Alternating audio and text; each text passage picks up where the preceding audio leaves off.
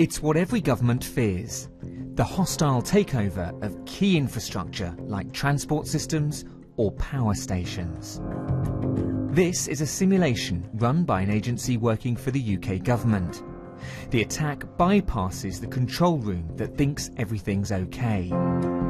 Its creators aren't the only ones who think this is an incident waiting to happen. As we've seen more and more infrastructure being connected to networks, the Armageddon moment certainly could look like water systems being turned off or electricity plants across a nation being shut down. I'd be probably expecting some country will face an attack in the next 3 years that will be successful in shutting down the power grid. That is highly likely. Europe's biggest digital security conference, held earlier this year, has a worrying message. Inside, the suits are talking to the suits about how they can protect their company's secrets, the jobs they create, and our private information. Jaime Blasco is one of the good guys, an online detective. His security company, Alien Vault, unlike most others, is interested in and actively tracks down hackers. Like many others, he's confident the Chinese state is supporting more cyber espionage than any other nation. But how does he know? Okay, so some examples are, for instance, the time zone that they use. On the other hand, we have found a lot of references to Mandarin stuff in the malwares. To not look very obvious, what they do is they use proxies to proxy the connections to the real attackers, and we were able to trace those connections to the last hop. And every time the last hop was in mainland China. Security experts in the US tracked down attacks against 140 American companies to this single building in Shanghai. And that suggests it's a well-organised, well-funded effort. Attacks take place over months, sometimes years. And whilst some attacks from China are very sophisticated, most gain access to sensitive data by using a well-practiced con. Dominic's story from security firm Sourcefire showed me how easy it can be with an openly available, off-the-shelf piece of software.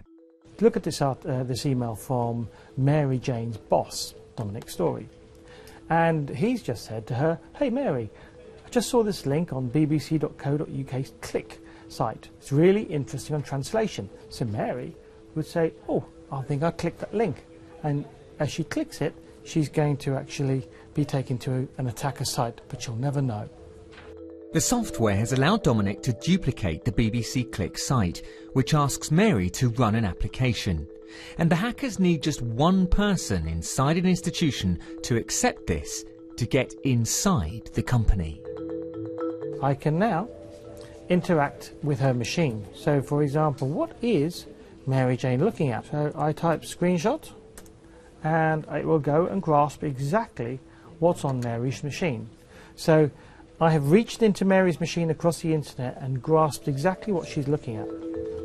Take a shell onto Mary's machine, and now I have full access to everything on Mary's hard drive. Once inside, the hackers can then move quickly to other machines, sometimes finding exactly what they want within a few days. Thankfully, the same idea can be used to fool the intruders by setting up a fake system to allow Jaime to study them. It's true that most of them realize it's a trap and then they disappear, but I mean, it doesn't matter because you are able to analyze the techniques that they are using.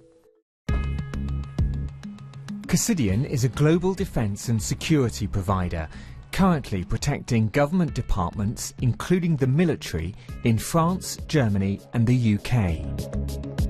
This is a mock-up of its operations room. The British military didn't want us filming the real thing. Analysts scan the chatter between computers looking for anything suspicious. Repeat attempts at passwords or a connection to a new computer with unusual volumes of traffic might spark a referral up the chain of command. This is active monitoring by humans for highly sensitive potential UK targets. Andrew Beckett is the boss. He's worked at GCHQ and protected the royal family in the past. I asked him, Who was on the attack? You can get techniques or attack techniques and attack tools very cheaply from the internet. You can buy expertise that wasn't available for traditional methods of espionage. And so we are seeing even quite small countries actively engaged in state-sponsored cyber attacks for the purposes of supporting state industry through the theft of intellectual property or disruption. From the security experts we've spoken to, it seems different styles of attacks are emanating from different countries. Whilst China appears to be the most active, it's Russia and Eastern Europe where many of the most sophisticated attacks are originating, needing vast resources and often lasting several months.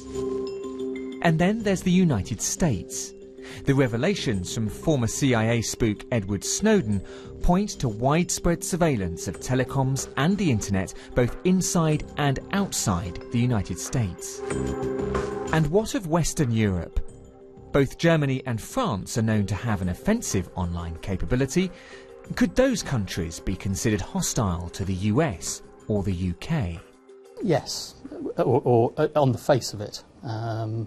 Obviously, final decisions on those are taken at higher levels by the relevant national authorities. But do you think the Allies are behind it, or do you think they're just behind it?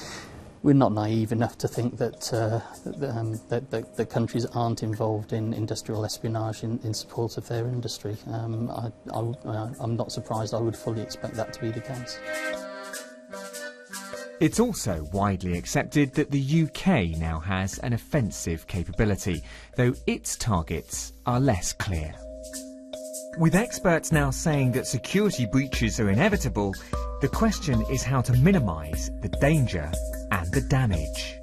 Visibility is the problem, is making this problem easier to spot, because today it's totally invisible and we're all suffering as a result of it.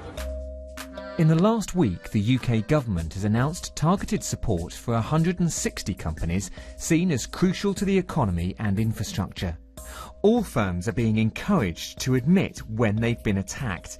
The EU is considering making this a legal requirement. And every firm should have a post-incident response that may include being able to section off or shut down certain systems, as well as how to deal with customers. High-tech monitoring of systems may not be the whole answer, though. When it comes to protecting the infrastructure that we rely on, power stations, oil refineries, water purification stations, well, those plants often have technology which might be 20 or 30 years old. Turning them off may not be the safest answer to protecting against an attack. So, to solve that problem, researchers have had to get their hands dirty. Testing on independent hardware controllers like this one has become a priority. The fear is that if they were hacked, power stations could be sabotaged without any warning. If somebody gets into it and reprograms it, they've got potentially millions of machines just waiting to go and go after whatever the latest target happens to be. And that could be the UK. If there's a lesson to be learnt from all of this, it's that serious money is now flooding into malicious attacks over the net and that no one can be truly safe. At the moment, it appears that countries attacking the most have the upper hand. And any institution that thinks its online defences can't be breached may struggle to respond when they realise there's a foreign attacker inside their system.